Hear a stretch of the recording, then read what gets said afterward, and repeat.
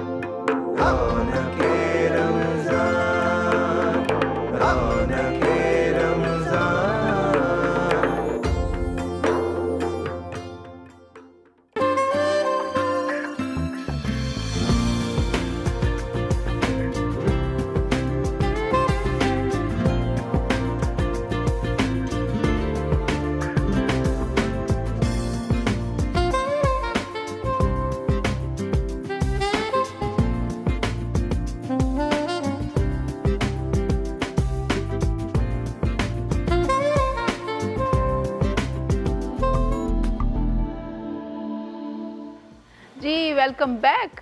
अभी आपने देखा एक छोटा सा मोन्टाज न्यूयॉर्क सिटी का, वहाँ के खानों का।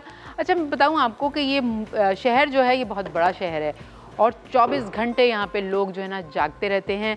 और टाइम्स स्क्वायर जो यहाँ का बिल्कुल जब से सेंटर ऑफ द सिटी है, वहाँ पे तो इतने टूरिस्ट होते हैं स्पेशली समर में।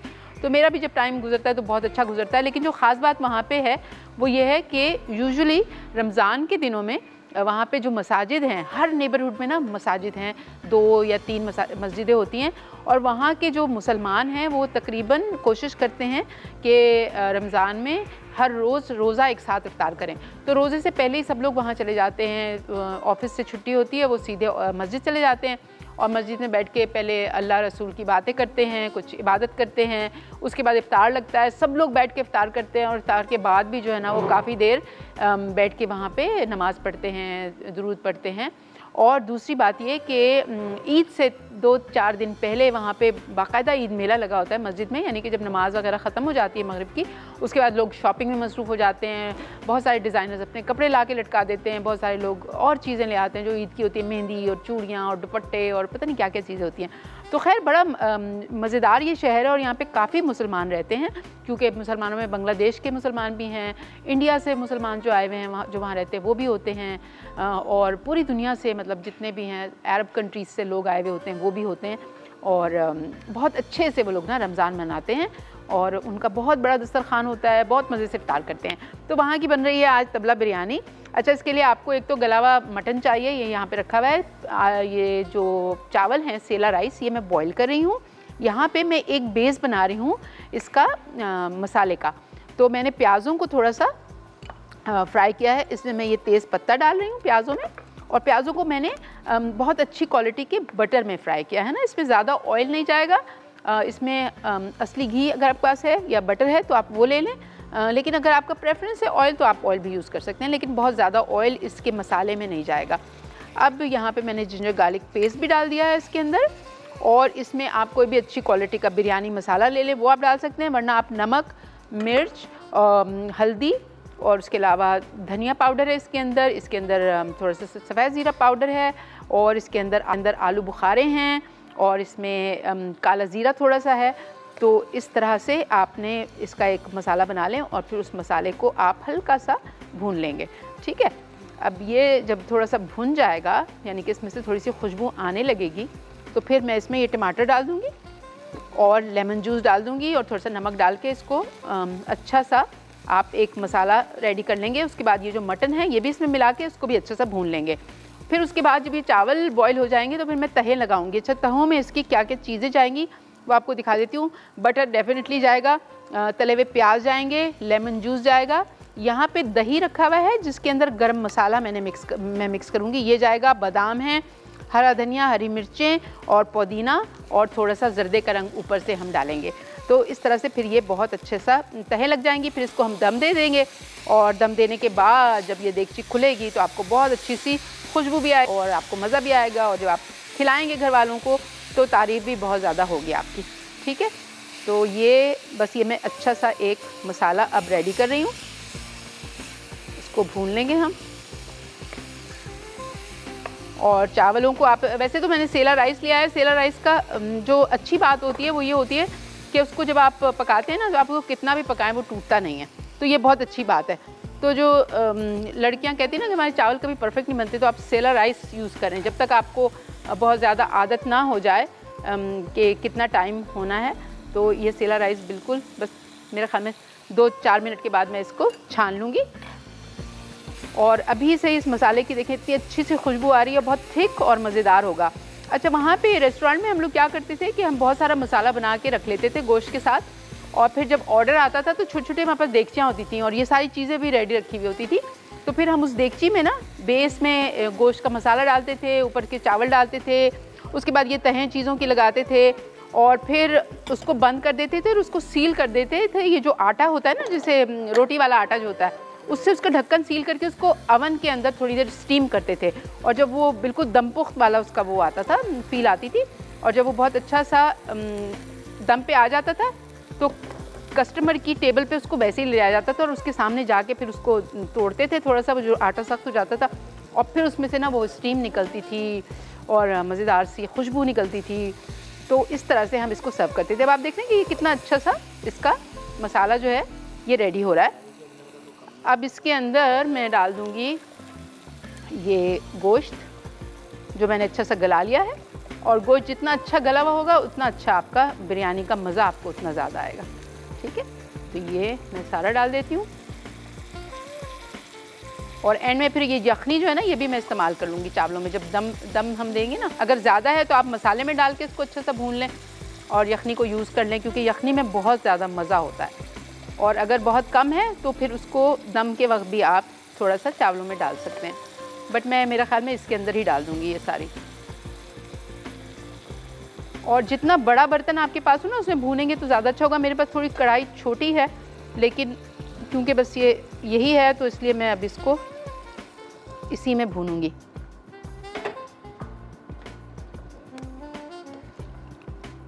और अब मैं इसको तेज़ आंच पे भूनूंगी, क्योंकि मुझे जो इसका बेसिकली पानी है ना उसको खुश्क करना है। ठीक है, तो मैं इसको खुली आंच पे खुले बर्तन में हाई हीट पे इसको मैं भूनूंगी।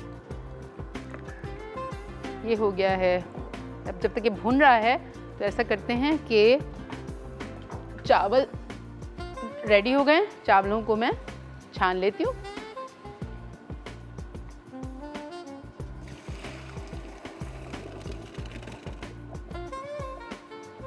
और आपको मैं दिखा देती हूँ यहाँ पे।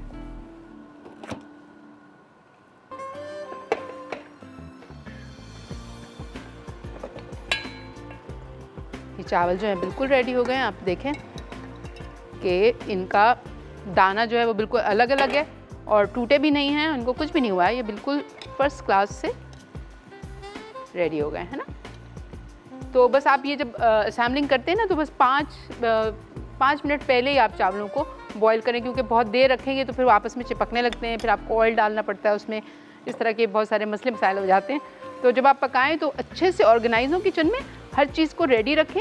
आपके जहन में रेसिपी जो है वो बिल्कुल क्लियर होनी चाहिए कि आप क्या कर रहे हैं, आपको सारे स्टेप्स पता होने चाहिए, ताकि फिर जब आप बनाने लगे ना तो आपको कोई मसला ना हो, कोई परेशानी ना हो।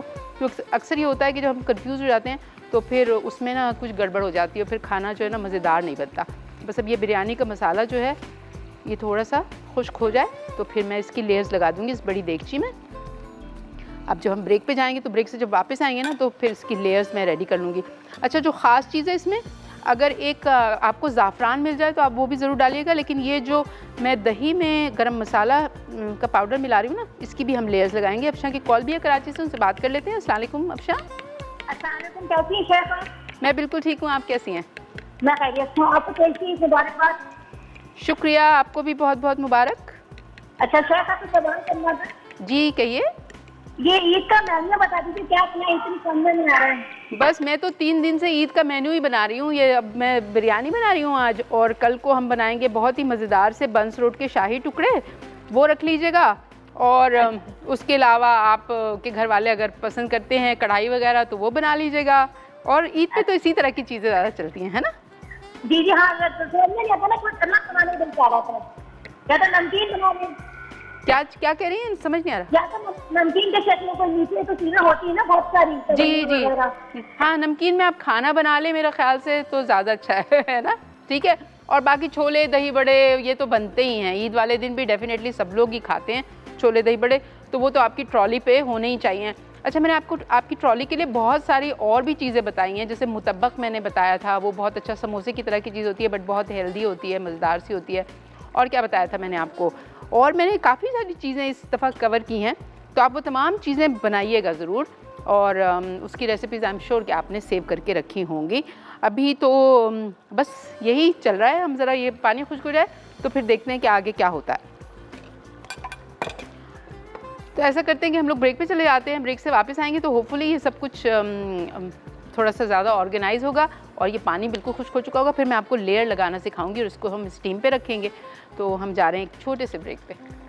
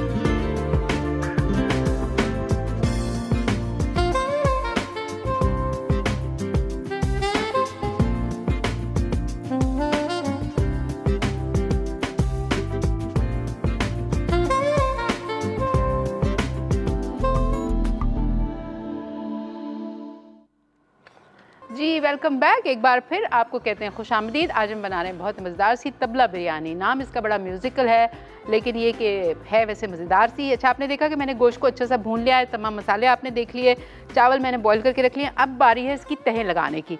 सबसे ये जो बड़ी सी देगची आप लेंगे उसमें सबसे पहले नीचे आप एक तह लगाएंगे गोश्त की और इसके मसाले की जो आपने बना के रखा है, और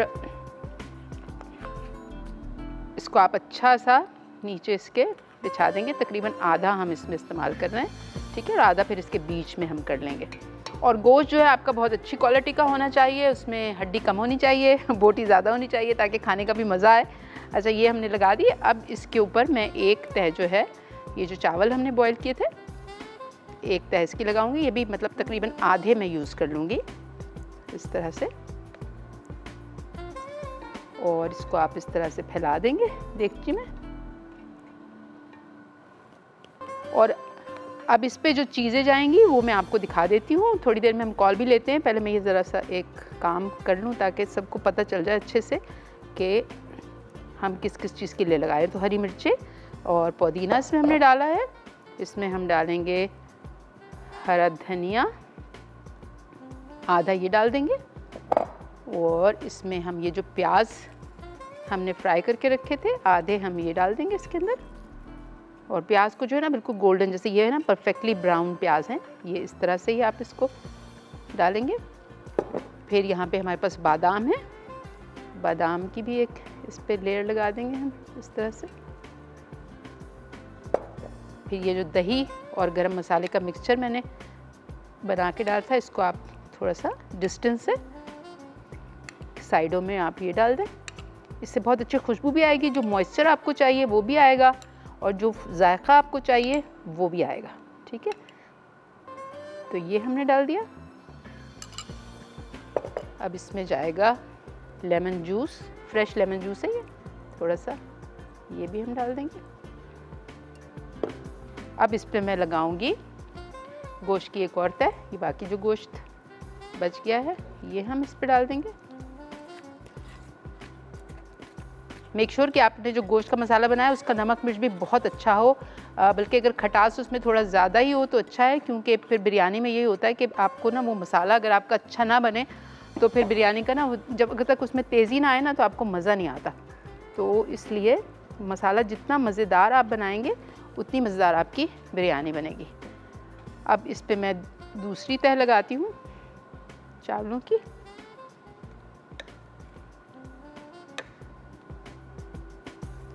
मेरे ख्याल में खजीना की कॉल भी है, खजीना से बात कर लेते हैं। अस्सलाम वालेकुम खजीना।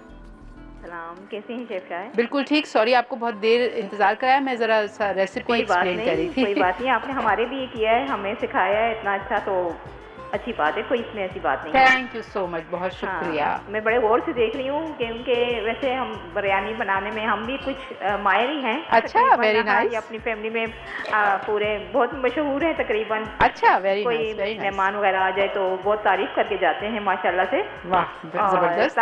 वैसे मैं जो आपने तरीका कार बताया वैसे ही बनाती हूँ। अच्छा। मैं उसमें लेमन वगैरह जो है लेमन नहीं ऐड करती। अच्छा। और दही जो है वो मैं कभी कभार इस्तेमाल कर लेती हूँ ना। अच्छा, दही मसाले में कर लेती हूँ, लेकिन जो आपने ऊपर से लगाया है वो कभी कभी कर लेती हूँ मैं। अच्छा अच्छा, हाँ जी, उसमें जो मुझे नयापन लगा वो जो आपने गरम मसाला उसमें ऐड किया दही में। जी जी, तो वो बहुत अच्छा लगा, उसका जायका मुझे लग रहा है। और मैं शेफ शायद तारीफ करना चाहूँगी कि आपने पूरा महीना जैसे पूरा रमज़ान आप लेके चले हो फ्रेंड को जी, तो थैंक बहुत यू। ज़बरदस्त, बहुत अच्छा आपका हर सेगमेंट बहुत अच्छा और अच्छा, बहुत पसंद आया। बहुत अच्छा आपने जो शो किया, मैं कहती हूँ कि बहुत ज़बरदस्त किया है। हमने बहुत कुछ आपसे सीखा कुकिंग में भी, वैसे जो और जब मुफ्ती साहिबान आते हैं आप उनसे उस मौजू पे भी जो बात होती है वो हम जो उस दिन मैं करना चाह रही थी और उस दिन आपने मेरी बात वो कर दी कि नमक जो चखना है, क्योंकि मेरे हस्बैंड ज़रा इस तरह के हैं कि उनको परफेक्ट चाहिए होता है। अच्छा, तो इसलिए फिर वो आपने सवाल उनसे पूछ लिया, वो भी मेरे दिल का सवाल था, आपने पूछ लिया, बिल्कुल हमें कुछ बहुत अच्छा लगा ना।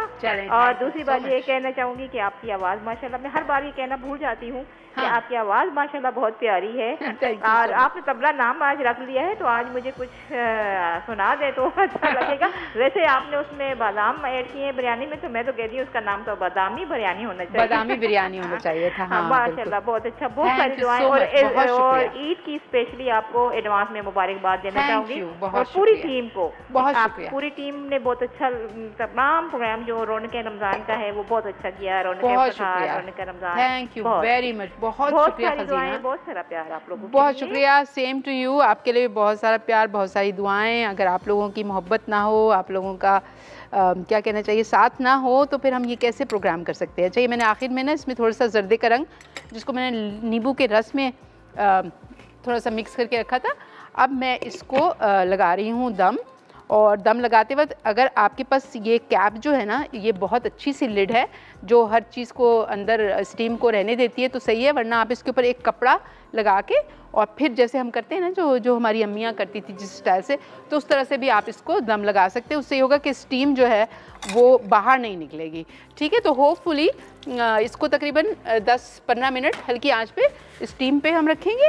अच्छा, जब आप स्टीम बना रहे होते हैं ना तो 1 मिनट के लिए आपको आंच जो है ज़्यादा करनी होती है ताकि स्टीम बनना शुरू हो जाए। जैसे स्टीम बनने शुरू हो जाए तो फिर आप इसकी आंच को ना कम कर देते हैं और फिर ये लो पे जो है ना अभी ये पकती रहेगी और बहुत अच्छी सी हो जाएगी। और फिर मैं इसके ऊपर थोड़ी सी गार्निश कर दूँगी। थोड़े से मैंने बादाम और प्याज जो है ये बचा के रख लिए हैं। और जनाब अब मैं आपको दिखाती हूँ कि आज हम बहुत मज़ेदार सी इसके साथ एक चटनी बनाएंगे। तो चटनी के जो इंग्रेडिएंट्स हैं वो मैं आपको दिखा देती हूँ। यहाँ पे हमारे पास दही है और क्यूकम्बर है, क्योंकि बिरयानी के साथ यूजुअली ना रायता बहुत अच्छा लगता है। तो मैंने सोचा कि क्यों ना मैं कोई ऐसी चटनी बनाऊँ जिसमें रायते का भी मज़ा हो और चटनी का भी मज़ा हो, है ना। तो हम बना रहे हैं क्यूकम्बर और कैरी की चटनी या रायता, जो भी आप इसको समझ लें। और इसके लिए जो चीज़ें चाहिए वो मैं आपको दिखा देती हूँ। यहाँ पे नमक भी रख लेते हैं। अच्छा जनाब, मेरे पास हरा धनिया, हरी मिर्चें हैं, दही हम ले रहे हैं, क्यूकम्बर मैंने लिया है बारीक कटा हुआ, कैरी है 1 अदद, इसको भी आप छील के अच्छे से काट लें। टमाटर है फ्रेशनेस के लिए, बिरयानी के साथ वैसे भी बहुत मज़ा आता है जब आपको इस तरह का कोई चटनी या रायता मिलता है। अच्छा, ये थोड़ी सी लाल मिर्चें स्पाइसी, उसके लिए मैंने थोड़ी सी फ्राई करके रखी हुई हैं। और इसमें जाएगा नमक और ये तमाम चीज़ें जो है ना हम इनको अच्छा सा ब्लेंड कर लेंगे और ये मज़ेदार सा रायता जो है ना तैयार हो जाएगा। आयशा हमारे साथ हैं कराची से, उनसे बात कर लेते हैं। अस्सलाम वालेकुम आयशा। जी वालेकुम अस्सलाम। आप कैसी हैं? मैं बिल्कुल ठीक, आप कैसी हैं? जी अल्लाह का शुक्र है। आज आखिरी रोज़ों में मैंने देखा कि आप किसी चैनल पे आ रही हैं, डॉन पे आ रही हैं। अच्छा अच्छा, चलिए कोई बात नहीं, इट्स ओके। और क्या नाम है इसका, फिर आगे आती रहेंगी आप? इंशाल्लाह आते रहेंगे, अगर आप चाहेंगे कि हम आए तो हम आते रहेंगे। हाँ इंशाल्लाह चाहते हैं हम लोग कि आप लोग आए, पुराने लोग सारे जितने हैं। अच्छा शुक्रिया। और कुछ कहना चाहेंगे रमजान के हवाले से? सहरी के लिए कोई अच्छी चीज बताएं। और अब तो सहरी खत्म हो गई है। अब तो सहरी, मैं भी आपसे यही कहने वाली थी कि अब तो सहरी खत्म हो गई। और ईद के लिए बताएं कोई अच्छी चीज खाने। जी आज हम ईद के लिए ही बना रहे हैं, बेसिकली आपकी तैयारी करवा रहे हैं। बिरयानी आज बना रहे हैं हम, तबला बिरयानी ईद के लिए, और बहुत अच्छी सी इसकी लेयर्स हैं, उसमें काफ़ी चीज़ें हमने डाली हैं। और मैं कल को बनाऊंगी बंस रोड के शाही टुकड़े, वो भी बहुत मज़ेदार हैं। बहुत डिफरेंट रेसिपी है, आप ज़रूर देखिएगा शो। बस आप चटपटे ज़्यादा चीज़ें सिखाया करें, हम लोग चटपटे बहुत पसंद करते हैं। हाँ ये देखिए, अब मैंने इतनी सारी हरी मिर्चें इसमें डाली है, अब मैं इसमें लाल मिर्चें डाल रही हूँ। आप बिल्कुल फिक्र नहीं करें, आपको जो चाहिए हम आपको वही सिखाएंगे, ठीक है। Thank you so much for your call, बहुत बहुत शुक्रिया। अच्छा ये हरा धनिया आ गया, इसमें हरी मिर्चें आ गई। अब इसमें ये कैरी भी हम डाल देते हैं। एक्चुअली हमारा ब्लेंडर थोड़ा सा छोटा है, चीज़ें हमारे पास बहुत ज़्यादा है, लेकिन एंड में मैं दही डालूंगी ताकि फिर ये अच्छा सा ग्राइंड हो सके, ठीक है। और इसमें चले जाएंगे टमाटर। पहले ऐसा करते हैं कि इसको ग्राइंड कर लेते हैं, क्योंकि ये भी एक ट्रिक है। अगर आपके पास सामान ज़्यादा है और आपका ग्राइंडर जो है वो कम है, छोटा है, तो पहले आप आधा डाल के उसको ग्राइंड कर लें, क्योंकि जब वो ग्राइंड हो जाएगा तो उसमें और जगह बन जाएगी, फिर आप उसके अंदर और चीज़ें ऐड कर सकते हैं। तो मैं ऐसा करती हूँ कि बस थोड़ा सा दही डाल के इसको एक बार ग्राइंड कर लेती हूँ।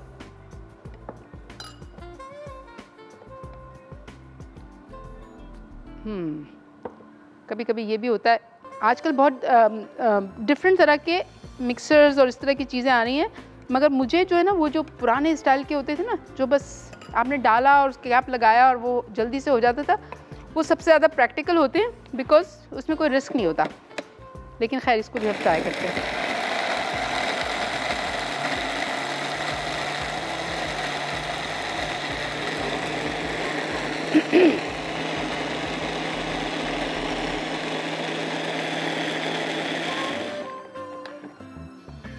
अब ये जो है इसको मैं एक बड़े प्याले में निकाल लेती हूँ, ताकि बाकी चीज़ें इसमें डाल के मैं उनको ग्राइंड कर सकूँ। अब हम इसमें डाल देंगे क्यूकम्बर, और ये बहुत रिफ्रेशिंग चटनी है, बहुत मज़ेदार भी होगी। आप इसको चटनी रायता का नाम दे दें तो वो ज़्यादा अप्रोप्रिएट होगा, बिकॉज़ इसमें वो रायते की भी सब चीज़ें हैं और इसमें चटनी की जो चीज़ें होनी चाहिए वो भी हैं कुछ, ठीक है। अब मैं इसमें डाल देती हूँ ये टमाटर, और टमाटर से बहुत अच्छी फ्रेशनेस भी आती है आपकी रायते में या चटनी में, और टेस्ट भी बहुत अच्छा आता है। तो ये डाल दिया मैंने, और अब मैं इसमें थोड़ा सा दही भी डाल देती हूँ, ठीक है। और फिर थोड़ा सा नमक भी डालूँगी इसके अंदर और इसको भी आप थोड़ा सा हिलाए जुलाएंगे तो ये और जगह इसके अंदर बन जाएगी, ठीक है। तो ये हमने कर दिया। इस पर हम थोड़ा सा नमक डालेंगे, तकरीबन 1 टीस्पून मैं इसमें नमक डाल रही हूँ। उप्स, चलें जी, थोड़ा सा इसके अंदर से कुछ निकल ही आया। ये काफ़ी छोटा है इस चटनी के लिए।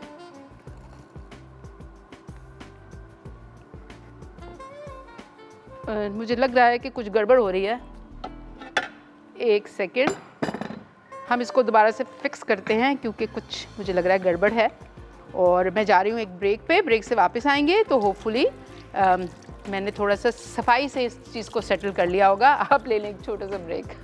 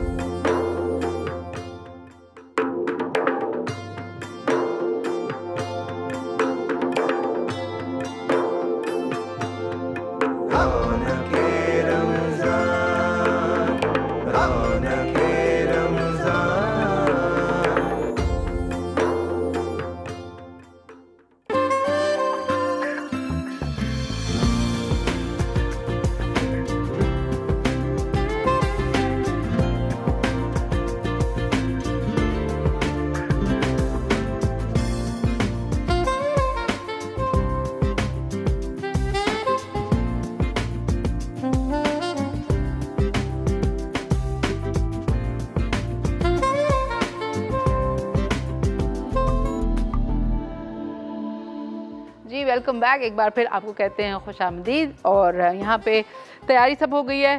ब्रेक पे जाने से पहले आपने देखा मैं किस कदर उलझन में मुब्तला थी, क्योंकि मेरा जो मिक्सर था वो बहुत छोटा था और मेरे पास सामान बहुत ज़्यादा था। मगर खैर 3 बैचेस में वो बना और वो रायता जो है बिल्कुल तैयार हो गया। और मैं सोच रही थी कि इस रायते को मैं निकाल लेती हूँ, है ना। तो किस चीज़ से निकालें, नहीं चलें छोड़े, नहीं निकालते क्योंकि चमचे सारे गंदे हो गए। अच्छा, यहाँ पे बिरयानी आपने देखा ये दम पे आ रही है ना, और इसमें से बहुत अच्छी खुशबू आ रही है। वो जो भुने हुए प्याज हैं उनकी, और जो इसमें हमने यूज़ किया है बटर और गरम मसाले वाली दही और बादाम, हरी मिर्चें, हरा धनिया, तो उन सब की नहायत अच्छी खुशबू है और बिरयानी बहुत लजीज है।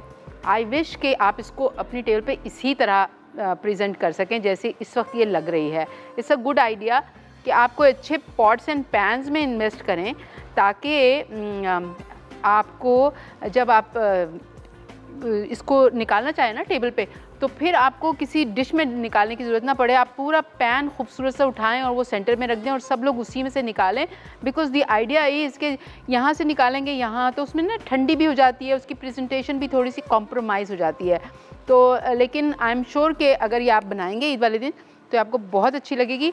तो मैं मेरे ख्याल में निकाल लेती हूँ, है ना। मुझे अच्छी तो देगची में ही लग रही है, बल्कि हम ऐसा भी कर सकते हैं कि हम इसको एज़ इट इज़ देगची में भी सर्व कर सकते हैं।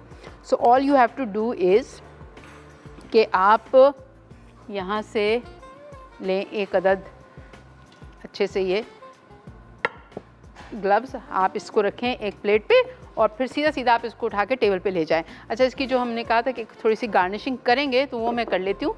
थोड़े से मैं कोशिश करती हूँ कि चावलों को आपको दिखा दूँ कि गोश्त भी बहुत अच्छा सा गला हुआ है और चावलों में से खुशबू भी बहुत अच्छी आ रही है, कलर भी अच्छा है इसका। अब मैं इस पर सिर्फ थोड़े से बादाम एक्स्ट्रा डाल रही हूँ और ये जो हमने प्याज रखे थे ये हम थोड़े से एक्स्ट्रा डाल रहे हैं। एंड आई एम श्योर कि आप लोग अपनी अम्मी से और अपनी बहनों से और अपनी बेगमात से फरमाइश करके ज़रूर बनवाते होंगे बिरयानी। बिकॉज़ आई थिंक अगर पाकिस्तान का नेशनल फूड, जब कराची में हम रहते हैं ना, तो इतना ज़्यादा लोग बिरयानी खाते हैं कि मुझे लगता है कि पाकिस्तान का नेशनल फूड जो है वो बिरयानी को ही होना चाहिए। बट अनफॉर्चुनेटली जब हम पाकिस्तान कराची से बाहर जाते हैं ना, जैसे आप बलूचिस्तान की तरफ चले जाएँ या KPK की तरफ चले जाएं, तो वहाँ पे बिरयानी का रिवाज नहीं है। और लाहौर अगर आप जाते हैं पंजाब साइड पे, तो वहाँ पे पुलाव ही पुलाव है। तो बेसिकली ये बहुत मज़ेदार डिश है और ये आपको ज़रूर बनानी चाहिए और ये आपको ईद पे तो डेफिनेटली बनानी चाहिए। हमारे साथ एक कॉलर है, उनसे बात कर लेते हैं। अस्सलाम वालेकुम। वालेकुम अस्सलाम। नाजिया, आपको एडवांस में आपकी टीम को बहुत बहुत ईद मुबारक हो। थैंक यू सो मच, आपको भी बहुत बहुत ईद मुबारक हो। कैसी हैं आप? जज़ाकल्लाह, अल्हम्दुलिल्लाह बिल्कुल ठीक ठाक। और वही हमेशा की तरह मैं बात कहूँगी कि डॉन न्यूज़ ने, पूरी टीम ने, आपने बहुत परफेक्ट शोज दिए, बहुत अच्छी अच्छी चीज़ें सिखाई हैं, देखने का सीखने का मज़ा आया, पॉजिटिव मैसेज जो है वो कन्वे हुआ है। Thank you so much. आपको आज का टॉपिक कैसा लग रहा है? ये जिंजर गार्लिक और जैतून पे हम बात करेंगे तिब्बे नबवी की रोशनी में।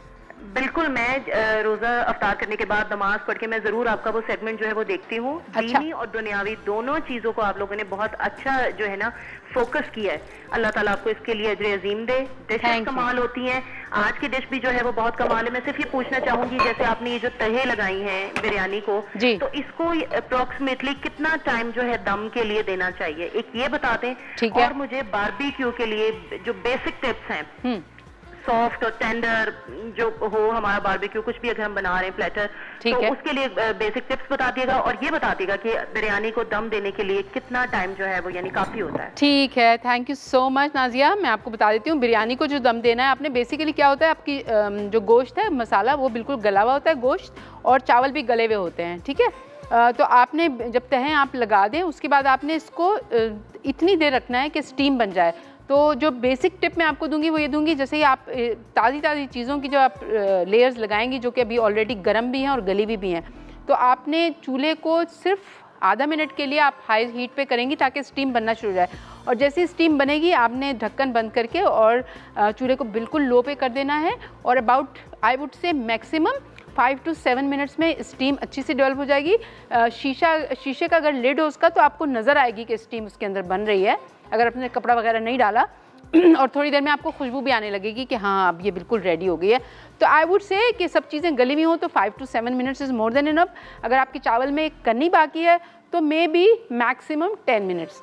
तो ये इसकी टाइमिंग्स हैं। दूसरी बात जो आपने कही कि बारबेक्यू प्लेटर आप बनाना चाह रही हैं और आपको चाहिए टेंडर भी चाहिए, मज़ेदार भी चाहिए और अच्छा भी चाहिए, वैरायटी भी चाहिए, तो उसमें आप ये कर सकती हैं कि चाँपें आप लें बारबेक्यू के लिए, उनको मैरिनेट कर लें ओवरनाइट।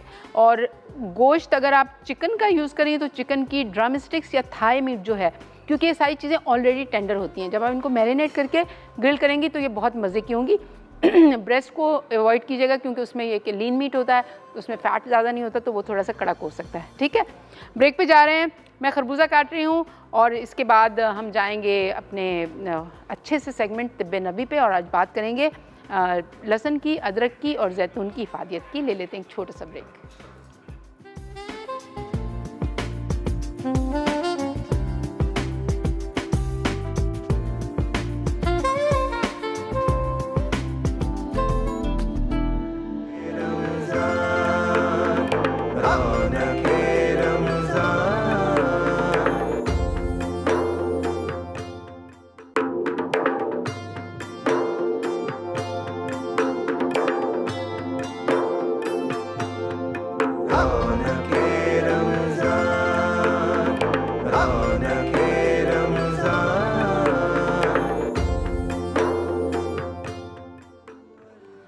जी वेलकम बैक नाज़रीन, एक बार फिर आपको कहते हैं खुश आमदीद रौनक इफ्तार।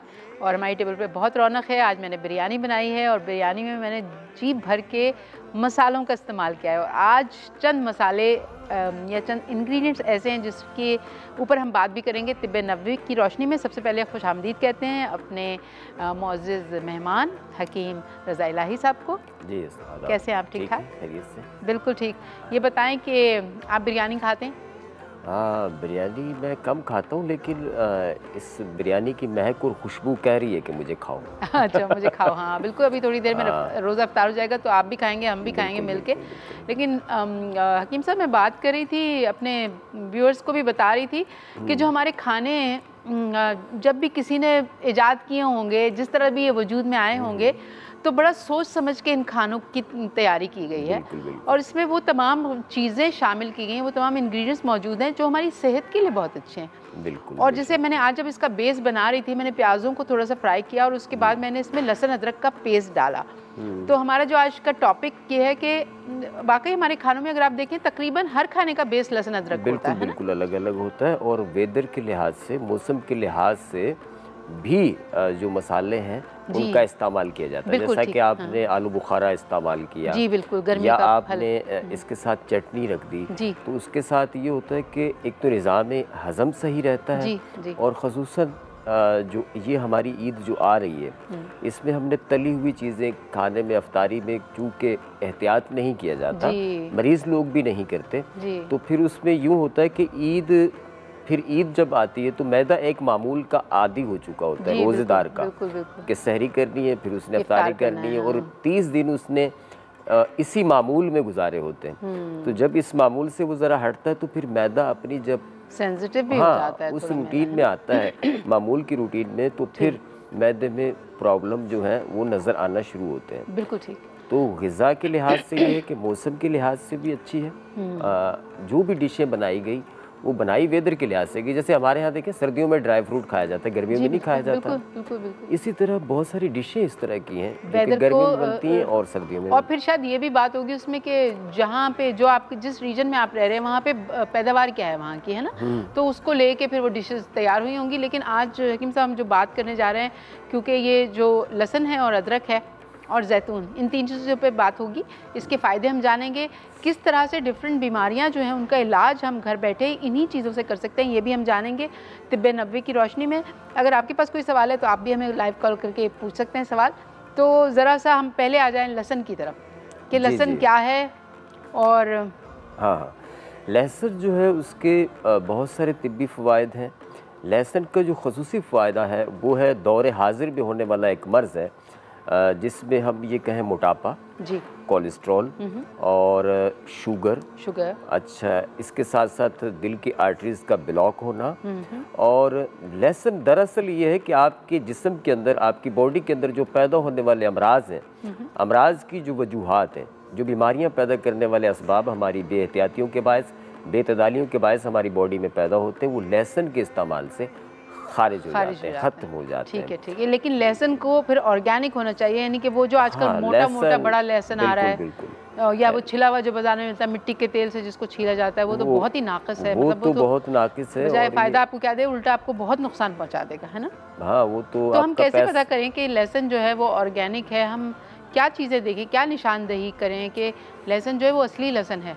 अच्छा देखें, जो भी लहसुन है या इस तरह की जो चीज़ें जैसे जिंजर है, अदरक है, उसका भी ये है कि जो ओरिजिनल होगी उसमें पानी और केमिकल नहीं डाला जाता। बिल्कुल ठीक। जिस चीज़ में पानी और केमिकल डाला जाता है वो फूल जाती है। ठीक। जब तक कि उस केमिकल का और पानी का असर उसमें रहेगा, तो एक तो वो चीज़ निम होगी और फूली हुई होगी। ठीक है। यानी आपको दिखने में ज़्यादा अच्छी लग रही होगी, लेकिन बेसिकली उसमें तेज़ाब और दीगर चीज़ें जैसे वो शामिल किया जाता है ना इंसान के साथ के हम अपने लोगों के लिए इस तरह करते हैं काम।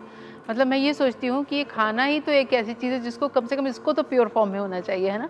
लेकिन हम मार्केट में सिर्फ ज़्यादा पैसे बनाने के लिए, लोगों को धोखा देने के लिए हम इसमें तेज़ाब और मिट्टी का तेल और इस तरह पता नहीं क्या क्या चीज़ें शामिल की जाती हैं। बहुत बल्कि अल्लाह ताला उनको हिदायत दें, लेकिन ये है कि हमें अभी सूझबूझ के, छानबीन के, देखभाल के कोई चीज़ खरीदनी चाहिए। बिल्कुल ठीक। और मार्केट से खुसूसन जो खाने वाली अशियाँ खाने वाली चीज़ें, वो चाहे पैकिंग में हो चाहे वो सब्जियों की सूरत में हो, आपको वो देख के लेनी चाहिए। ठीक है। अच्छा लहसुन का जैसे मैंने आपसे पूछा, मेरा गला इतना ख़राब हो रहा है।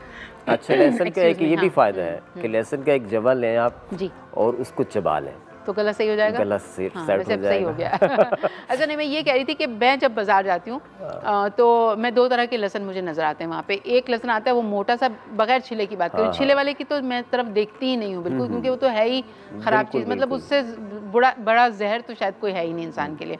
अच्छा, जो बगैर छिला होता है उसमें एक बड़े बड़े बल्ब्स आ रहे होते हैं, और एक होता है ज़रा छोटा होता है, उसका जो क्लोव्स होते हैं उसके जो उसकी काशें होती हैं वो भी बहुत पतली पतली होती हैं, पर्पल कलर उसमें मिक्स होता है ना, वो देसी होता है। देसी लहसुन के नाम से, ऑर्गेनिक लहसुन जो है आपको देसी लहसुन के नाम से मिलेगा। और उसकी खुशबू और उसका जायका, ठीक है, छिलने में बड़ी मेहनत करनी पड़ेगी आपको, क्योंकि छोटी छोटी उसकी फांकें होती हैं, छीलना ज़रा मुश्किल होता है, टाइम कंज्यूमिंग होता है। लेकिन एक चीज़ और है, जहाँ वो मसाला, वो लहसुन आप ज़्यादा डालेंगे, 100 ग्राम डालना है, वहाँ ये 20 ग्राम डालेगा, तो फिर आपको सस्ते से क्या करना है, आप अच्छी चीज़ लें, है ना। और पहचान यही है लहसुन की, असली लहसुन की, कि उसकी जो पोत होती है या जो लहसुन का बल्ब होता है वो बहुत छोटा होता है, उसमें हल्का सा पर्पल कलर और वाइट कलर जो होता है वो मिक्स होता है, और उसकी काशें बहुत पतली पतली होती हैं, छीलने में मुश्किल होता है, मगर खुशबू उसकी ज़बरदस्त होती है। और उसके छिलके पे निमी नहीं होती। अच्छा। हाँ, निमी नहीं होती, खुश्क होता है वो। हाँ, खुश्क होता है वो, नमी नहीं होती उस पर। हाँ बिल्कुल, आप सही कह रहे हैं। अच्छा, मुझे आपने अभी कहा कि बहुत सारी बीमारियों का इलाज है, एंटीबैक्टीरियल भी है ना? एंटीबैक्टीरियल भी है। उसके अलावा ये है कि बीपी को आपने क्या प्रॉब्लम है उसके हवाले से, मोटापे के हवाले से है। ठीक है।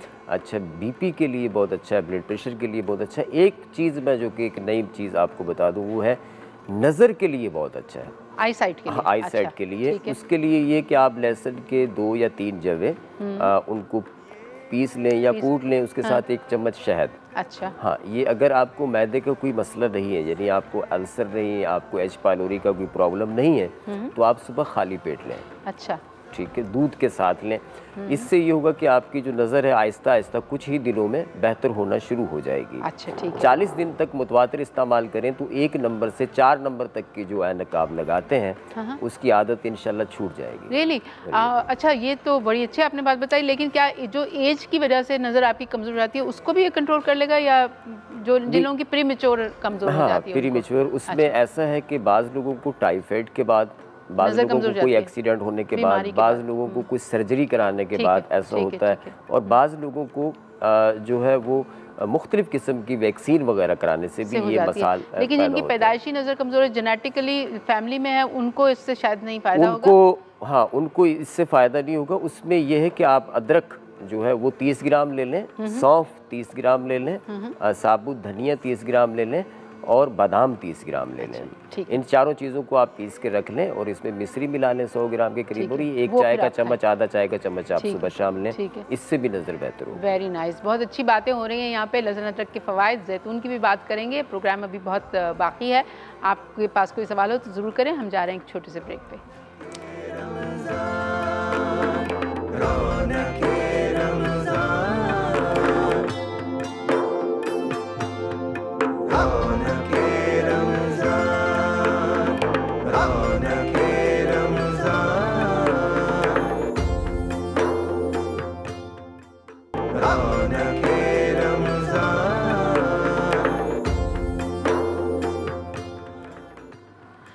Welcome back. एक बार फिर आपको खुशामदीद। आई होप कि आप लोगों ने रोज़ा इफ्तार कर लिया होगा और कुछ मज़ेदार चीज़ें भी खाई होंगी। जनाब, आज हम बात कर रहे हैं खाने पीने की ही कुछ चीज़ें जो हम रोज़मर्रा की ज़िंदगी में इस्तेमाल करते हैं, जिसमें है लहसुन और अदरक। अभी हमारी बात हो रही थी हकीम रज़ा इलाही साहब से। उन्होंने बताया कि लहसुन जो है वो आपकी आँखों के लिए भी बहुत मुफीद है और उन्होंने पूरा एक नुस्खा बताया शहद के साथ उसको किस तरह आप इस्तेमाल कर सकते हैं हर रोज़।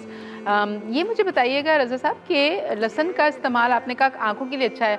अक्सर लोगों को खून जो है उनका वो हो जाता है, जमने लगता है, ठीक हो जाता है। हाँ, उसमें WBC वाइट ब्लड सेल्स जो हैं वो बढ़ जाते हैं। जब उनका वो रेशो कब बढ़ता है? जब आप कोई कार्टिजोन या न्यूक्लियर मेडिसिन खाते हैं। अच्छा, कार्टिजोन से तो कोई ताल्लुक नहीं है इसका? नहीं, स्टेरॉइड का जब इस्तेमाल किया जाता है, बेजा इस्तेमाल किया जाता है। स्टेरॉइड्स का जब इस्तेमाल किया जाता है, तो उससे क्या होता है, WBC और प्लेटलेट्स हाई होते हैं। जब हाई होते हैं तो खून गाढ़ा होना शुरू होता है और जमना शुरू होता है। अच्छा, इससे जिस्म के अंदर गिल्टियाँ बनना भी शुरू होती हैं और आपका जो कोलेस्ट्रॉल लेवल है वो हाई होता है। मतलब वो आपके दिल की शरियानियों। हाँ, अच्छा, दूसरी एक इसकी एक और अलामत है जो कि बाज़ हमारे नाज़रीन होंगे जिन्होंने टेस्ट कभी नहीं कराया, उनके साथ भी अगर ये कैफियत हो, यानी जिस्म का सुन होना, हलक में खुश्की का आना और साथ साथ जिस्म के मखसूस हिस्सों का सुन होना या सीढ़ियाँ चढ़ते हुए आपका सांस ज़्यादा फूले, इसके साथ साथ वज़न की कैफियत, तो जिस्म के ऊपर हल्के हल्के से नीले या सुर्ख कलर के नीलगू जो है वो दाग से आएंगे, धब्बे से आएंगे और फिर खुद ही ख़त्म हो जाएंगे। अच्छा, हाँ, ये भी एक खून के गाढ़ा होने की, जमने की जो है एक अलामत होती है। ठीक है, ठीक है। और फिर खुद ब खुद वो ठीक हो जाते हैं। ऐसे में लहसुन का इस्तेमाल अगर किया जाए, उसमें आप 30 ग्राम लहसुन ले लें। ठीक है। लहसुन का अब तो पाउडर भी बाजार में मिल जाता है। जी, कैप्सूल भी मिलते हैं। हाँ, अगर खुश्क पाउडर ले लें आप लहसुन का 30 ग्राम तो ठीक है। अगर नहीं मिलता तो कोई मसला नहीं। जो लहसुन, देसी लहसुन जैसे आप कह रही थी कि छोटे वाला लहसुन, छोटे वाला जो होता है, वो लहसुन ले लें आप 30 ग्राम और कलौंजी ले लें 100 ग्राम। अच्छा, इनको एक बर्तन में या एक प्याले में डाल के रखें। ठीक है। अच्छा, इसमें आपने लहसुन को भी नहीं कूटना और कलौंजी को भी नहीं कूटना। ऐसे एक प्याले में डाल के ये शीशे के बर्तन में रखें और इस पे सिरका इतना डालें, ऑर्गेनिक सिरका, कि ये तकरीबन उससे 3 तह ऊपर हो। अच्छा, वो अच्छी तरह से भीग जाए। हाँ, उसके बाद आप उसको खुले बर्तन में फैलाएं, फैलाकर उसको हवादार निमदार जगह पर रख दें जहाँ से हवा आती जाती हो, तो वो कुछ ही दिनों में खुश्क हो जाएगा। ठीक है। अच्छा, हल्की फुल्की उसमें निमी रहेगी, उसकी खैर है वो सिरके की वजह से होगी। अच्छा, अब इसमें ऐसे आपने 2 जवे लहसुन के लिए आधी चम्मच आपने कलौंजी की लिए। ठीक है। और ये सुबह खाली पेट खा लें या नाश्ते के बाद पानी के साथ या पानी के साथ। अच्छा, पानी सुबह शाम ले लें। इसका टेस्ट भी अच्छा होता है। अच्छा। सिरके की वजह से लहसुन की तेज़ी भी ख़त्म हो जाती है और कलौंजी और इसका सिरके का बड़ा अच्छा कॉम्बिनेशन बन जाता है। तो ये सुबह शाम लें। इससे आपके WBC अगर आपके बड़े हुए होंगे नॉर्मल हो जाएंगे, प्लेटलेट्स आपके बड़े हुए हाई हैं तो नॉर्मल हो जाएंगे। और इससे ये मुराद नहीं है कि वो गिरेंगे, आपके जिस्म का जो तबाही दिफाई निज़ाम है, इम्यून सिस्टम जो है आपका जी, वो ठीक हो जाएगा। अच्छा, वो ठीक हो जाएगा। ये मेरा अगला सवाल था आपसे कि क्या ये जिस्म के दिफा का भी वो करता है? अच्छा, कुछ लोग जो हैं वो लहसुन ऐसे ही सुबह को खाते हैं और कहते हैं कि एक दिन आप एक उसकी पोत छील के पानी से बस निगल लें, दूसरे दिन 2, तीसरे दिन 3। वो एक नुस्खा होता है कोई 30 डेज़ का, जिसमें लास्ट डे आपको शायद 30 वो खाने होते हैं। और ये क्या, ये कुछ सही है? मुझे कोई बता रहा था तो मैंने कहा मैं पूछूंगी मैं हकीम साहब से। एक चीज़ तो ये जहन में रखें कि लहसुन जो है, लहसुन या अदरक, ये दोनों चीज़ें जो है H. पायलोरी जिन लोगों को है वो इस्तेमाल न करें, या ऐसे लोग जो ओमीपेराजोल, इसोमीपेराजोल, पेंटापेराजोल इस तरह की जो मेडिसिन लेते हैं। अच्छा। वो इसका इस्तेमाल ना करें। खाली पेट ना करें। खाने के बाद अगर करें तो फिर इसके साथ बड़ी इलायची ज़रूर लें एक अदद। अच्छा। एक चीज़ तो ये। दूसरी चीज़ ये कि लहसुन आप खाएं, आपका कोलेस्ट्रॉल लेवल ठीक होगा। लिपिड प्रोफाइल अगर आपने कराया है तो वो ठीक हो जाएगा। ठीक है। उसके लिए बिल्कुल यही तरीका है कि आप 7 दिन तक एक करके इस तरह 7 दिन तक जाएं और फिर वापस आएँ। अच्छा, फिर 7 तक जाएं, फिर वापस आएँ। इस तरह से 40 दिन पूरे करें। अच्छा, इस तरह 40 दिन पूरे करें। हमारे साथ एक कॉलर भी हैं, वो भी कुछ पूछना चाह रही हैं। अस्सलाम वालेकुम सहर। वालेकुम सलाम। मैम आप कैसी हैं? मैं बिल्कुल ठीक ठाक, आप कैसी हैं? माशाल्लाह बहुत प्यारी है, माशाल्लाह आपका प्रोग्राम बहुत प्यारा है। थैंक यू सो मच, शुक्रिया। कुछ सवाल पूछना चाहेंगी? जी शकील साहब की तारीफ करना चाहूँगी। चले बहुत अच्छी इंफॉर्मेशन देते हैं सेहत के मुताबिक। जी जी कहिए। जी जी आज मुझे ये मसला बयान करें। मुझे ब्लड प्रेशर रहता है, मेरा ब्लड प्रेशर हाई है काफ़ी सालों से। ब्लड प्रेशर हाई है काफ़ी सालों से? ठीक है। 11-12 साल हो गए। अच्छा ठीक है। मेरा मसला ये कभी मेरी वाइट साइड जो मेरा कंधा है उसमें काफ़ी दर्द रहने लगा है। अच्छा। तो मुझे मुंह का जायका भी खराब हो गया है, जिससे मुझे टेस्ट अच्छा नहीं लगता। एज क्या है आपकी? आपकी एज है 40 ईयर। 41। अच्छा 40 ईयर। ठीक है, अभी बता देते हैं आपको। ठीक है बिल्कुल ठीक है। थैंक यू सो मच, शुक्रिया सहर। अच्छा इसमें यह है कि अगर मोटापे की अलामत भी है और उसके साथ साथ बीपी भी है। अच्छा तो फिर इसमें कोलेस्ट्रॉल लेवल यकीनन हाई होता है। तो उसमें आप ऐसे करें कि लहसुन का पाउडर अगर मिल जाए तो ठीक है, वरना जो कलौंजी और लहसुन का मैंने नुस्खा बताया सिरके वाला, ये 1 चम्मच सुबह शाम खाएं। इससे खून का गाढ़ापन भी ख़त्म होगा, खून पतला भी होगा और इसके साथ साथ ब्लड सर्कुलेशन आपकी बॉडी में ठीक होगी। इसके साथ साथ जो आप मेडिकली मेडिसिन खा रहे हैं अपनी वो खाते रहें। उसके साथ एक हर्बल नुस्खा है, वो बाज़ार से बआसानी मिल जाएगा आपको। उसमें आपने इसरोल के नाम से एक जड़ी बूटी मिलेगी, वो ले लें 30 ग्राम, और छोटी इलायची ले लें 30 ग्राम, संदल सफ़ेद 30 ग्राम। ये तीनों चीज़ें आप 30-30 ग्राम लेके अच्छी तरह से बारीक पीस के रख लें और इसकी 2 चुटकियाँ 2 पिंच इसके सुबह खाली पेट लिया करें, इसी तरह से शाम को लिया करें। इंशाल्लाह ताला आपका बीपी जो है वो बहुत हद तक नॉर्मल हो जाएगा। नींद आवर अद्वियात से भी आपकी जान छूट जाएगी। वेरी नाइस, बहुत अच्छा। चलें, आई होप कि सहर आपका मसला हल हो जाएगा। जनाब अब हमने बात तो थोड़ी सी की लहसुन के ऊपर, मैं सोच रही थी कि अदरक पे भी आ जाते हैं क्योंकि फिर टाइम कम रह जाएगा। तो कुछ भाई बहन है ना, भाई बहन है, बात बिल्कुल बहन पे दोनों रूट वेजिटेबल। एक्चुअली आज मैं अपने नाज़रीन से सवाल करने वाली थी कि वो जवाब देते हैं मुझे कि ये लहसुन और अदरक जो है दरख्त पे किस जगह लगते हैं। तो एनीवेज जी अब बताएं अदरक के मेडिकल के फ़वाइद।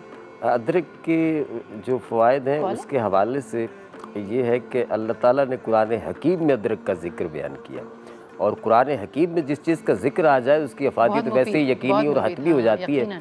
उसके लिए किसी साइंसी दलील की ज़रूरत नहीं, किसी तहकीक की ज़रूरत नहीं, किसी मेडिकल की ज़रूरत नहीं है।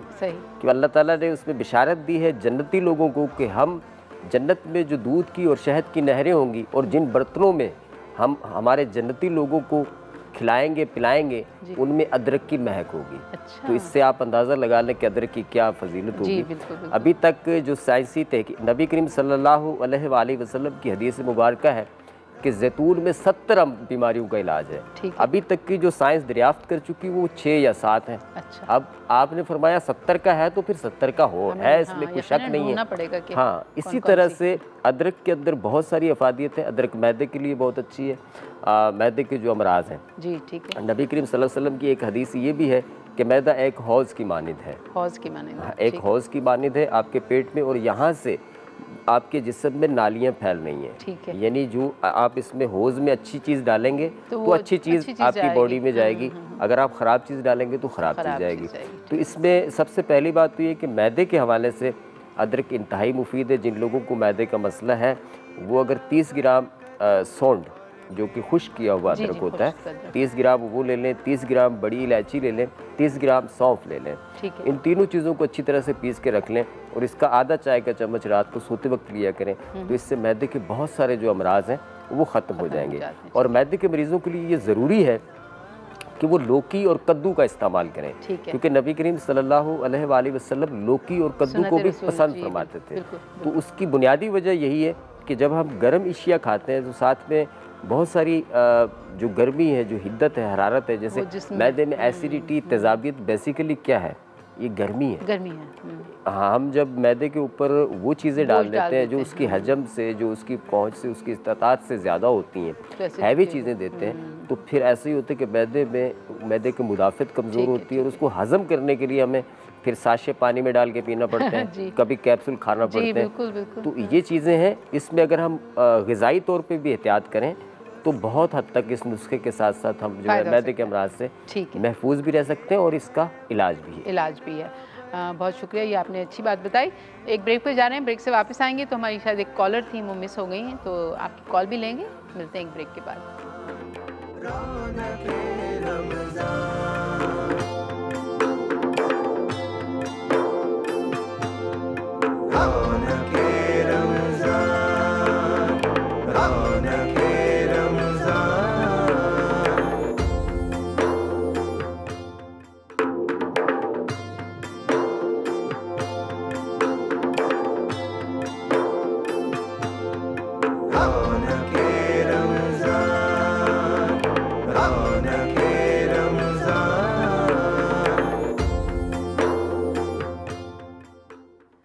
वेलकम बैक, एक बार फिर खुश आमदीद। आज हम बात कर रहे हैं लहसुन की अफादियत पे, अदरक की अफादियत पे और जैतून।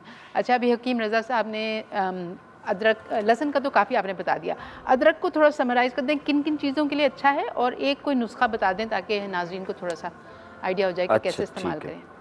अदरक जो है वो हमारे यहाँ मखसूस कर दिया गया है मैदे के लिए और उसके लिए कार्डिक प्रॉब्लम के लिए। एक कम्बिनेशन आजकल मार्केट में बिक रहा है, अदरक का रस, उसका नींबू का रस और लहसुन का रस, इनको पका के फिर शहद में मिला के इस्तेमाल किया जाता है। ठीक है। लेकिन मैं आपको एक नुस्खा बताता हूँ जिसमें मस्कुलर पेन हो, आपको मसल्स में दर्द हो वो भी ख़त्म होगा, हड्डियों में जोड़ों में दर्द है वो भी ख़त्म होगा। ठीक है, बताइए। तो इसके लिए बेहतरीन चीज़ है, उसमें आप खुश्क जो अदरक है वो ले लें, सौंठ 30 ग्राम, सुहाजना के पत्ते, अच्छा, सुहाजना जैसे मोरिंगा कहते हैं जी, मोरिंगा, वो ले लें आप 30 ग्राम, मेथी कसूरी ले लें 30 ग्राम, और इसके साथ सूरनजान शीरी एक हर्ब होती है बाज़ार से मिल जाती है, वो ले लें 30 ग्राम। इन चारों चीज़ों को अच्छी तरह से पीस के रख लें और इसका 1 चाय का चम्मच सुबह शाम खाया करें। इससे आपका विटामिन डी, कैल्शियम, आपकी जो कमज़ोरियाँ हैं वो तमाम की तमाम दूर होंगी। जदीद साइंसी तहकीकात से अभी मोरिंगा में ये तमाम की तमाम चीज़ें मौजूद हैं, साबित हो चुकी हैं। मोरिंगा पे मैंने। हाँ, और इसके साथ साथ जब हम इसको सौंठ के साथ इस्तेमाल करते हैं, अदरक के साथ, तो फिर ये मसल्स के लिए भी बहुत अच्छा हो जाता है, आपका नर्वस सिस्टम भी अच्छा रखता है और आपको चाह को चौबंद रखेगा। आपकी दिन भर की जो थकन है, बाज़ ख़वातीन को थकन के बाद हड्डियों में दर्द हो रहा होता है, बिल्कुल। रात को सोते वक्त दर्द हो रहा होता है, या वो दर्द जो ठंडे औकात में होते हैं उनके लिए भी अच्छा है, जोड़ों के दर्द के लिए भी बहुत अच्छा है। सही सही। चलें, आई होप कि आप लोगों को थोड़ा सा आइडिया हो गया होगा कि इसको इस्तेमाल कैसे करना है और क्या क्या फायदे। शुगर वाले मरीज़ भी अगर इसका इस्तेमाल करें तो उनके लिए इंतहाई उनके लिए भी अच्छा है। चलें, वेरी नाइस। अब आखिरी चीज़ जो है वो जैतून, जैतून के कुछ मेजर प्रॉपर्टीज़, फ़वाइद कुछ बता दें, और कि शुगर के पेशेंट्स इसको अगर इस्तेमाल करें तो कैसे करें, ब्लड प्रेशर के पेशेंट्स अगर इस्तेमाल करें तो कैसे करें। और देखिए, रोगन ज़ैतून अब तो हमारे यहाँ शुक्र है कि पाकिस्तान में बहुत सारे ब्रांड जो है वो एक्स्ट्रा वर्जन जो है हमारा आ गए हैं। तो एक्स्ट्रा वर्जन जो है, एक तो ये है कि ये कोलेस्ट्रॉल फ्री है ऑयल, इसको इस्तेमाल किया जा सकता है, मोनो अनसैचुरेटेड है, यानी कि जमता नहीं है, ये जमता नहीं है। दूसरी बात ये है कि शुगर के अंदर एक अलामत होती है, वो होती है कि मुंह बार बार खुश्क होता है। अच्छा। आपके जो है आपको पानी की तलब ज़्यादा होती है, प्यास ज़्यादा लग रही होती है, लेकिन यहाँ तलब महसूस हो रही होती है, पेट भर जाता है पानी पी पी कर। अच्छा, वो एक शुगर की कैफियत होती है। या लबलबे पे या पेनक्रियास पे जो वरम आता है या उसके जो तबई फाल है उसके बिगाड़ के बायस ये अलामत पैदा होती है। उसमें सिर्फ रोगन ज़ैतून एक खाने का चम्मच सुबह खाली पेट पिया जाए या रात को सोते वक्त पिया जाए तो ये 5 से 7 दिन में ये अलामत ठीक हो जाती है। एक चीज़ तो ये।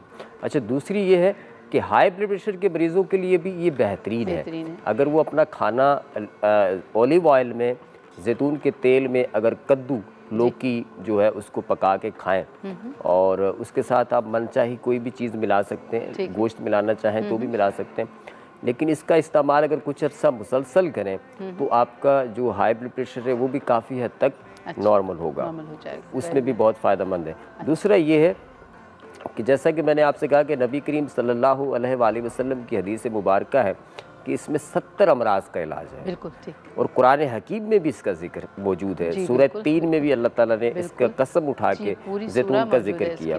तो जैतून की अफादियत ये कि आप इसको शफा के तौर पे भी यूज़ कर सकते हैं, लेकिन हमारे यहाँ जो मेजर मसाइल हैं आजकल, या ऑटो इम्यून डिजीज़ कहा जाता है, जो ऐसे अमराज हैं जहाँ स्टेरॉइड देना पड़ते हैं या समझ में ना आने वाले जो मर्ज़ हैं, वहाँ अगर आप जैतून का इस्तेमाल करेंगे तो बहुत अच्छा होगा। मसलन कि अगर आप 3 दाने अजवा खजूर के या जो नॉर्मली खजूर मिलती है आपको, 3 दाने उस खजूर के और 3 फल जैतून के सुबह खाली पेट लेना शुरू करें मखसूस अयाम के बाद, तो जो बांझ ख़वातीन है जिनके यहाँ औलाद नहीं होती कुछ प्रॉब्लम की वजह से, इंशाल्लाह उनके यहाँ औलाद हो जाएगी। लेकिन ये अमल 3 माह तक जारी रहना चाहिए। एक बड़ा फ़ायदा तो इसका ये जो कि मेरे मुशाहिदे में जो कि सही साबित हुआ, जो कि बताने से। हाँ, और बहुत सारे ऐसे केस हैं जो कि जहाँ हमें बीमारी समझ में नहीं आ रही होती या मेडिकली रिपोर्टों में भी कोई चीज़ नहीं आ रही होती, वहाँ हम जैतून का तेल देते हैं, कलौंजी देते हैं, इंजीर देते हैं, तिब्ब नबवी की अद्वियात से वहाँ शिफा होना शुरू हो जाती है। एक चीज़ तो ये। दूसरा ये कि फालिज है, अगर किसी को कोई पैरालाइज है, अगर किसी को अधरंग है, किसी को लकवा हुआ था, ऐसी कोई कंडीशन है तो उसमें जैतून का तेल मालिश किया जाता है। हमारे यहाँ रुझान तो है, लेकिन उस जैतून के तेल में तरीका उसका ये है कि आप जैतून का तेल 100 ग्राम लें और उस जैतून के तेल में आप 30 ग्राम लहसुन जलाएं और 30 ग्राम उसमें अदरक जलाएं, बारीक बारीक काट कर। अच्छा, इनको पीस के कूट के पेस्ट बना के नहीं डालना, इनको काट के आप इसके अंदर जला लें, जला के फिर इसको छान लें। छान के ये तेल बेहतरीन जो है वो दर्द के लिए भी है। और अगर आपको फालिज है, कोई आपका हाथ जहाँ आपको ऐसा महसूस होता है कि हमें फिजियोथेरापी करानी है, सुन हो रहा है, जहाँ ऐसी कैफियत हो कि फिजियोथेरापी की तरफ आपको कहा जाए, वहाँ ये तेल मालिश करना शुरू करें, इंशाल्लाह अल्लाह शफा देंगे। अच्छा, वेरी नाइस, तो बेहतरीन है, वेरी नाइस। तो यानी कि जैतून तो वाकई बहुत ही करामत चीज़ है, बहुत करामत चीज़ है। दूसरा ख़वातीन में एक मसला है वो जोड़ों के दर्द का। जी बिल्कुल, और ख़ुसूसन डिलीवरी के बाद ऑस्टियोपोरोसिस हो जाता है, ऑस्टियोपोरोसिस हो जाता है, और इसके अलावा गठियावी अलामतें हैं, और ख़ुसूसी तौर पे जो एजिड ख़वातीन है उनमें जोड़ों का दर्द मर्दों में भी है, लेकिन ख़वातीन में इसकी शरह ज़्यादा है। उसकी मखसूस वजह यह है कि जब कभी उनमें RBC यानी फौलाद की कमी होती है तो फिर उनको वो इंजेक्शन लगते हैं जिससे खून की कमी पूरी हो। उनके साइड इफ़ेक्ट में भी ये चीज़ें आती हैं। हाँ, तो उसमें भी रोगन ज़ैतून जो है वो बहुत अहम है, लेकिन उसमें यह है कि आपने रोगन ज़ैतून लेना है और उसमें मोरिंगा जो है उसको जैतून के तेल में मोरिंगा के पत्तों को हल करें कि वो माजून की शक्ल इख्तियार कर लें, और फिर आप उसको 1 चम्मच की सूरत में सुबह शाम खाएं। जैसा कि आपने 50 ग्राम पत्ते लिए, मोरिंगा के पीस लिए, और उसमें जैतून का तेल ऐसा डालें कि वो माजून की शक्ल बन जाए। इसमें हीक नहीं होती, और ये आप दूध के साथ लें। अगर आपको दूध पीने की इजाज़त है तो 1 चम्मच सुबह शाम लें, इससे आपकी हड्डियों में ताकत आएगी, जोड़ों के दर्द भी ख़त्म होंगे। Very nice. तो बहुत अच्छा लगा हकीम साहब, आपने बहुत मुफीद बातें बताई, लहसुन की भी, अदरक की भी, और जैतून का भी हमें पता चल गया। तो ये तमाम चीज़ें अल्लाह ताला ने आपको नेमतों से नवाजा है। ये बात पे है कि आप किस चीज़ का इंतखाब करते हैं, कि आप वो ऑयली खाना जो आपकी सेहत के लिए अच्छा नहीं वो खाना चाहते हैं, ये सेहतमंद चीज़ें खाना चाहते हैं, क्या वो आप बाज़ार की आर्टिफिशियल चीज़ें जो सस्ते दामों मिल रही हैं, जिसके लिए कोई मेहनत नहीं करनी पड़ी, वो खाना चाहते हैं, या थोड़ी सी तगो-दौ के बाद असली चीज़, अच्छी चीज़, बेशक कम खाएं मगर अच्छा खाएं। अपनी सेहत का बहुत ख्याल रखें। इंशाल्लाह कल सेम टाइम सेम प्लेस हम दोबारा से मिलेंगे। आपका भी बहुत शुक्रिया डॉक्टर साहब, और मिलते हैं आपसे tomorrow same time same place. Take care, अल्लाह हाफिज़।